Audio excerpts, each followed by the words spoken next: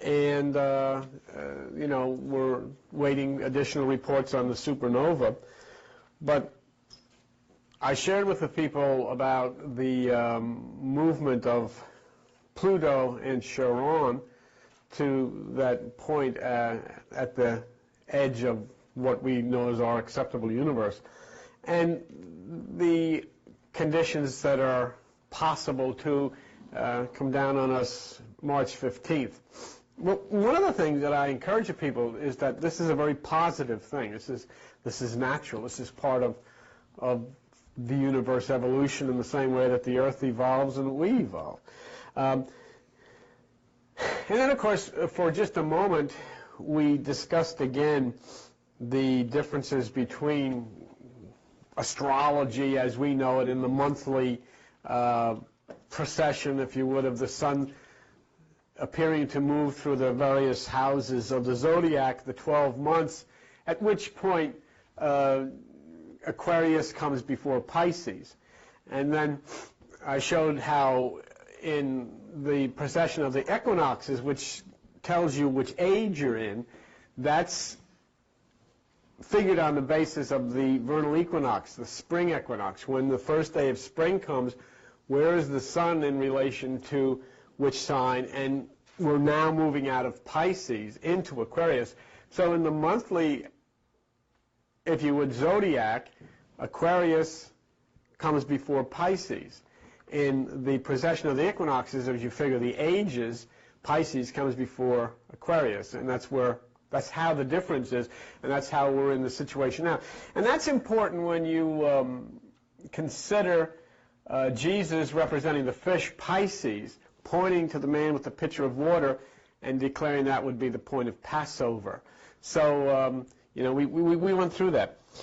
And that's one of the things we discussed last week. But I thought, the most interesting thing that I have seen and have studied in a while centered around the thoughts of the Persian writer Mani. And he spelled his name M-A-N-I.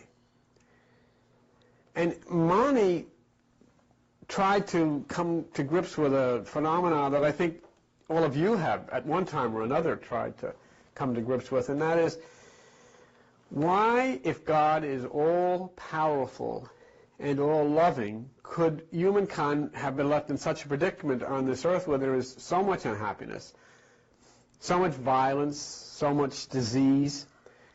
How could this justify? I mean, he looked at the Bible itself, because Mani lived in around 200 A.D. To died about 270. He looked at some of the old scriptures, and he just couldn't understand. He said, this God is violent. The things that are said here seem to not be uplifting to people, but they seem to be, striking out against people. And of course, we've all experienced our own mind saying, how could God, who's, such a heavenly loving Father, send people to hell with pitchforks and fire and killing Jesus, and all of these violent things? So he wrestled with that, and he had a difficult time with that. His conclusion, of course, is extremely difficult for many people, because what he concluded was that in the way the Bible was written, the God that we know as God was actually the devil. And the devil was actually God. Well, that's a real difficult thing. But what he had suggested was, after a period of time that Satan's legions of darkness had actually stolen some of the light from God, and Mani suggested that it was Satan or the devil who created Adam and Eve.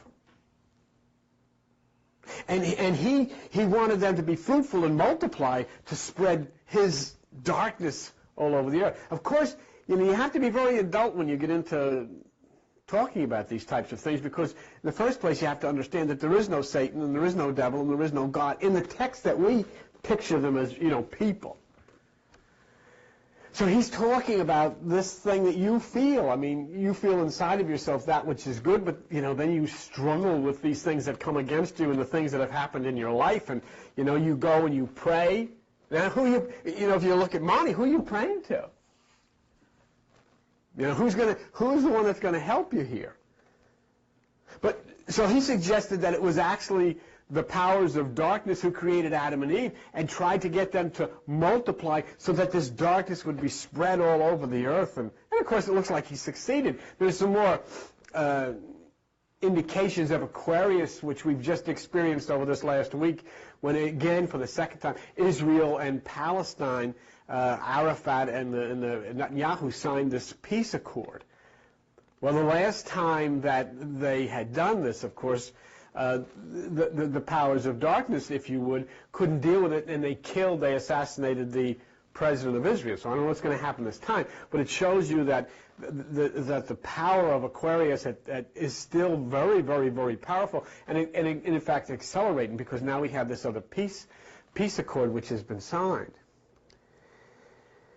So Mani felt that after Satan or the devil had created Adam and Eve, there was only one possibility, one chance that the good God had to get to Adam and Eve, because otherwise the entire world would be populated with living human entities who knew only one thing, and that was this darkness, who followed only one thing, and that was the dictates of this energy, and who were basically robotized type of powers of darkness themselves. If there was some way that the good God could get to Adam and Eve before all of this was set in motion. And so Mani suggested that as Eve sat alone by herself, the serpent, who was God, the good God, came and said, Eve, you have to eat of the tree of knowledge. And you have to get Adam to eat of the tree of knowledge, or there's nothing left. There's no chance. There is no possibility that I or anybody else can do anything. Everything would be lost. Because Mani is suggesting that Satan couldn't tolerate that his subjects understand good and evil. He says there's no way. Because in order to control people, you can't allow people to ask questions. And especially if they start to understand who they are and what is the nature of that source that they're dealing with. Just don't think, just multiply, say amen, and so forth. But God, in the form of the serpent, according to Mani, told Eve that she had to eat of the tree of knowledge. She ate of the tree of knowledge, and Adam ate of the tree of knowledge. And so now they understood good and evil. They knew, basically, inside of themselves now, that there was a difference. They knew inside of themselves, they had knowledge, they had enlightenment.